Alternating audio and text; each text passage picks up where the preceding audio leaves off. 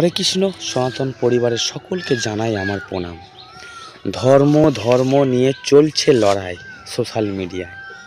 কে কার গায়ে কালি ছিটাতে পারে, কে কতটা লাইক পেতে পারে, কমেন্ট পেতে পারে, এই নিয়ে সোশ্যাল মিডিয়ায় ধর্মের লড়াই চলছে।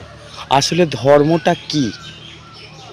ধর্মকে আমরা কি ভালোবাসতে শিখেছি নাকি না ধর্মকে নিয়ে লড়াই করতে শিখেছি? আমার তো মনে হয় ধর্ম গাছতলায় পড়ে রয়েছে।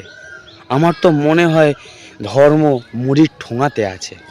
যে মানুষটা সারাদিন খেতে পায় না, ভিক্ষা করে সংসার চলে, সেই মানুষটাকে জিজ্ঞেস করে দেখবেন তো ধর্ম কি?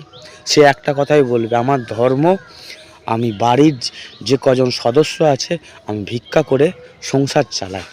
আর যারা ধর্মের নামে বিজনেস করে লোককে লড়িয়ে দিচ্ছে, এরা কি ভাই সত্যি ধর্মকে ভালোবাসে? যদি ধর্মকে ভালোবাসতো এরা নিশ্চয়ই এমন কাজ করতো না।